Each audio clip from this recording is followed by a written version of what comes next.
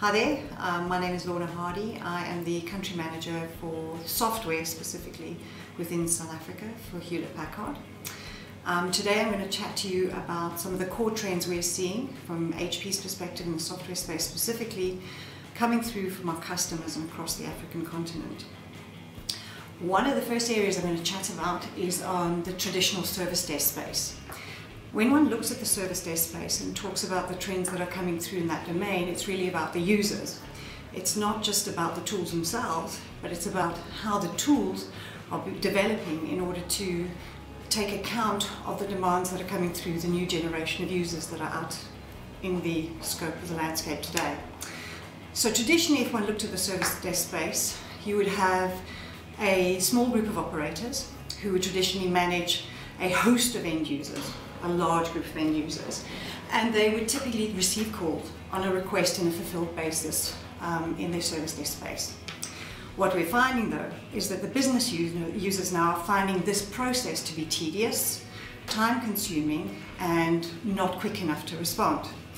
And the new generation of users who are very much engaged from a social collaboration perspective are starting to look for more socially aware and collaborative capabilities out of the tool sets that they're getting in the service desk space today.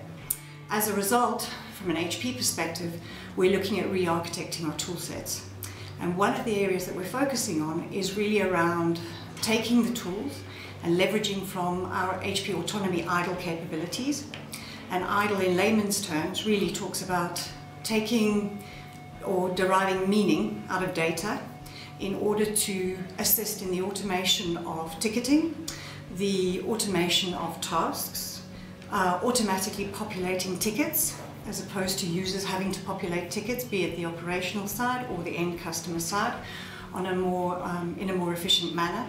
And also from a categorization perspective, also automatically categorizing the tickets themselves in order to lead to swifter resolution times, a more meaningful user experience, as well as far less frustration from a customer standpoint.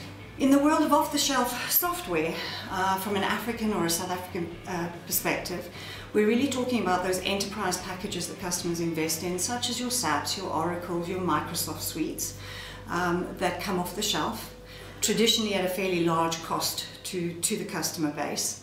And what customers are really looking for from a South African or an African perspective is means in which they can reduce both the operational costs of running these tools on a day-to-day basis, as well as maximize the return on the investment they make themselves.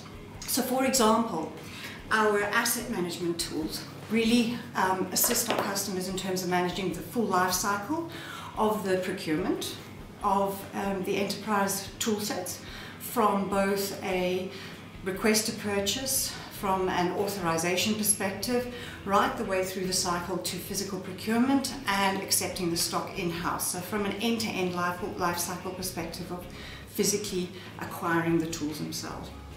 Outside of that, we have Universal Discovery. And Universal Discovery, by nature of its name, literally is a discovery tool. And what Universal Discovery does is it assists our customers in terms of discovering the environment, discovering which tools are being used by our customers, and which versions of the tools are being used by our customers. As an example, if one takes some of the enterprise tools, typically you would have a base level package right the way through to an enterprise package. With Universal Discovery, you can ascertain which of your users are using the base functionalities out of the tool set as opposed to the enterprise functionality out of the tool set. So in the longer term, at renewal stage, or when you're renegotiating what you will carry forward in terms of your enterprise agreements, you'll have a better view of what capabilities the users themselves are using out of the tools. It allows then for better negotiation, better visibility in terms of the usage within your environment, and of course long-term operational cost savings, and avoids much frustration on the user side in terms of perhaps they're looking for alternatives that already exist in the environment and looking for point solutions to close the gap. So that really talks to the world of off-the-shelf packages and how to manage the life cycle of off-the-shelf packages from an enterprise perspective. Outside of that, one of the other core frustrations from a customer standpoint is really around patch management. So patch management really talks to how to keep your tools inside your environment up to date with the various releases. So how do you keep up to date with the various patches and versions that are being released by these enterprise providers today? Especially in the enterprise space where you have perhaps thousands of Windows servers. From a customer perspective, this can be a very daunting task. More specifically, when customers are being faced by deploying these patches on such a regular basis, they often make the decision not to deploy the patches because of the time it takes to actually physically follow through on many of these processes, thereby putting themselves at risk, not only from a functionality perspective, but even from a security perspective, as many of these releases are related to security enablement and security enhancement versus just functionality capabilities.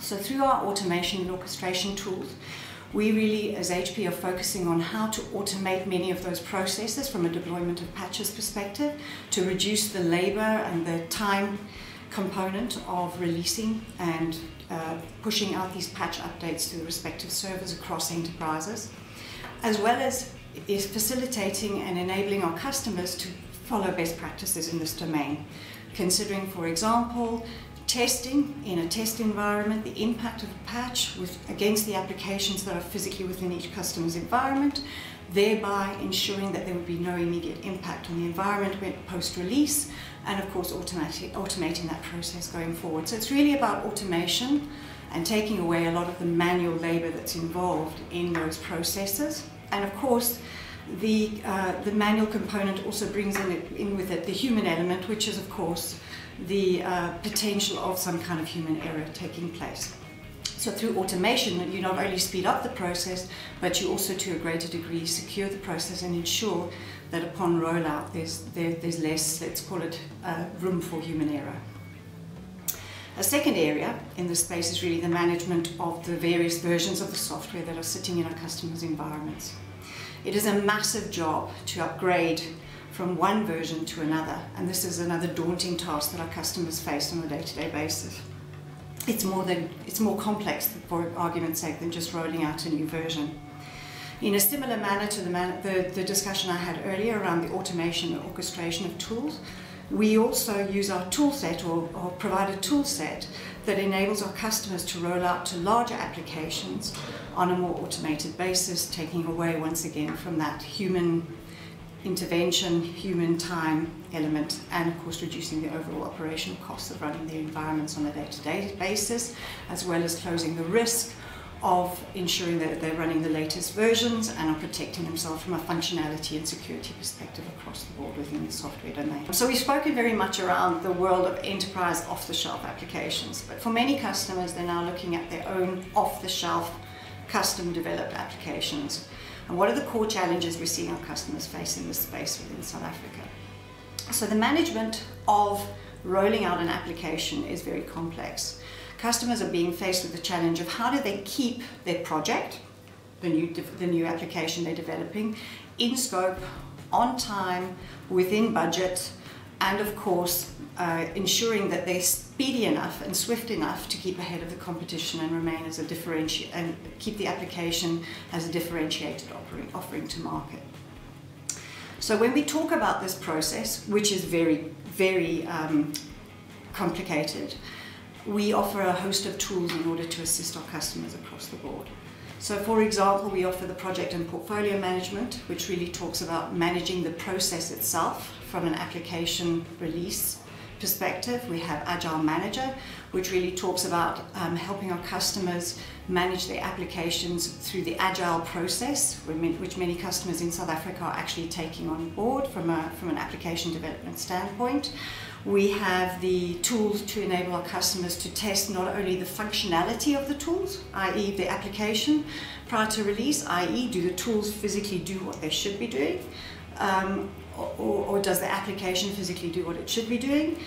We also have the tools to ensure that the application itself meets up with the quality standards that it should in order to effectively function as it should when it goes to market.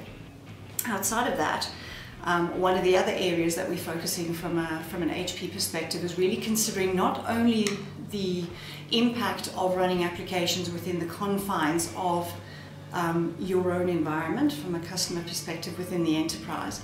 But also, if one looks at Africa and South Africa, one of the major factors that comes into play is post-releasing an application outside of your own domain. What would the impact on the application be if you were to release it to the greater network outside, i.e. the GSM network? So now we as HP have really focused on investing from a tooling perspective in terms of testing not only within your own enterprise domain, but also testing the impact of releasing that application to the external network and facing the challenges that the GSM network could place upon the application itself. So this is really talking about network virtualization, i.e. testing an application in the GSM domain prior to release of the application to the public domain. So beyond just the development of an application, it's not only about developing an application, making sure from a quality and a functionality perspective it's achieving what it should do. Not only about managing the project, i.e. itself, making sure it's in scope, on time and within budget, which is really around our portfolio management suite of tools, a project and portfolio management suite of tools, but it's also about monitoring the applications and ensuring as the applications are actually running post-development, that they're actually running as they should be, and customers are gaining the maximum experience from the applications themselves. If you take the new generation of users that are coming through in South Africa and across Africa, they are very fickle. If they're working with an application that proves to be frustrating, slow to respond, slow to open, slow to deliver, they typically will not be very patient. They typically will close off on that application very quickly and look for an alternative. So how are we enabling our customers to meet these challenges?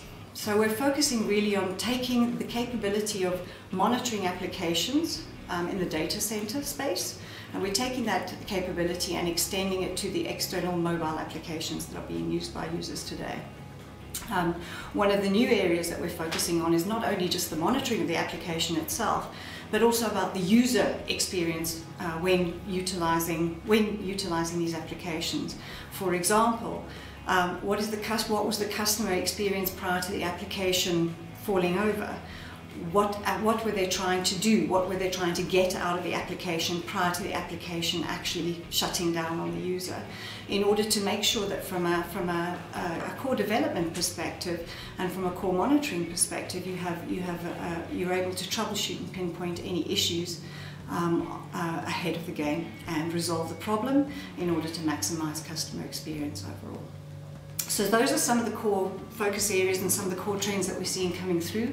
And as you can tell, in South Africa, there really are three core trends. So the one is the big focus on users and the next generation of users and their expectation in terms of applications and their expectations in terms of tools from a social collaboration perspective and a usage perspective. The other core area is really about how customers can focus on reducing their operational costs. So how can they use their tools in order to automate processes, reduce the operational costs across the board, and derive greater results. And of course the final area is how do customers maximize the investments they've made? How do they get the most out of the packages that they've invested in from an ongoing basis and ensure that they basically can derive the greatest returns from the investments they made? So those are the core trends that we're seeing coming out of South Africa, and I thank you very much for your time.